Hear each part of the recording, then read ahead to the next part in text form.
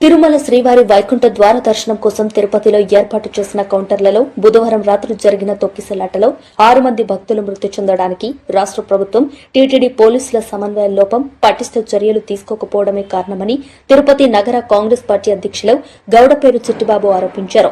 తిరుపతి రుయా ఆసుపత్రి ఎమర్జెన్సీ విభాగంలో చికిత్స పొందుతున్న బాధితులను కాంగ్రెస్ పార్టీ నాయకులు పరామర్శించారు. అనంతరం కాంగ్రెస్ పార్టీ నగర అధ్యక్షులు గౌడపేరు చిట్టిబాబు మాట్లాడారు.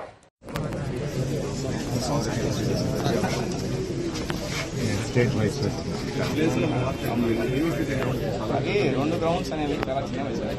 మనకు ఉన్నటువంటి పెద్ద గ్రౌండ్స్ వాళ్ళు యూటిలైజ్ చేస్తున్నట్టు ఇంకా అన్నదానం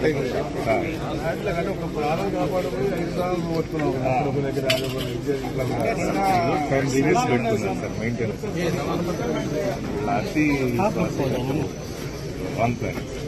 ఎందుకంటే తిరుపతి హిస్టరీలో ఎప్పుడు డబుల్ క్రౌడ్ తిరుమలకి వచ్చింది అప్పుడు సడన్గా జరిగింది. ఇది ప్లానింగ్ రాంగ్ అది మనకి నెక్స్ట్ మీటింగ్ పెడతాను కలిసి ప్లాన్ వే ఫార్వర్డ్ మా ప్లాన్ చేస్తాం.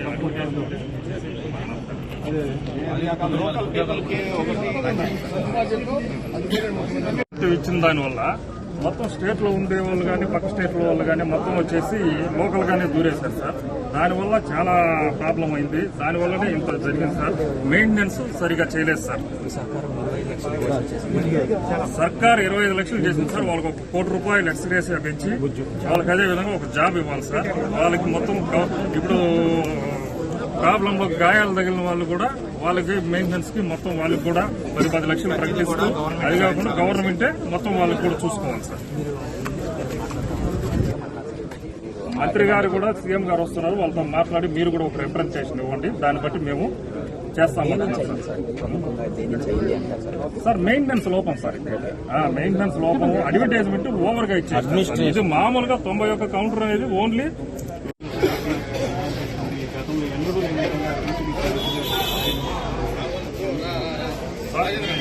టోటల్ గా టీటీడీ వైఫల్యం సార్. టీటీడీ గవర్నమెంట్ అసలు పూర్తిగా వైఫల్యం చెందింది సార్.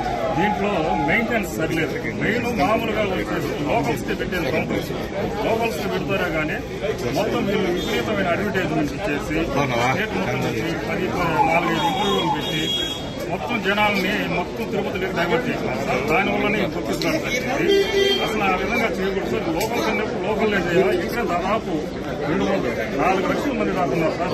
చల్లరగిరి అయితే ఈ పక్క రేణుగుంట మొత్తం కలుపుకుంటే కూడా 4-5 లక్షల మంది దాకా జనాలు వస్తున్నారు. మామూలుగా ఇక్కడ వచ్చేసి అడ్వర్టైజ్మెంట్ లోకల్ సపరేట్ గా పెడతారు సార్. మామూలుగా తర్వాత అందరూ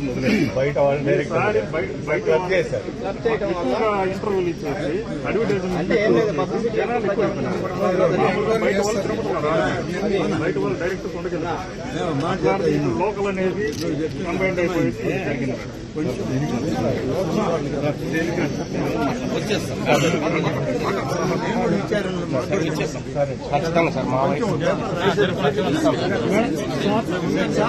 ప్లేస్ మార్చండి సార్.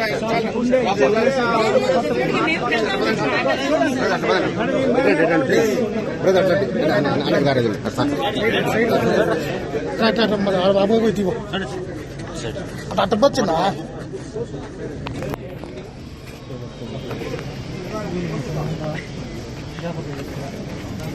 అయ్యా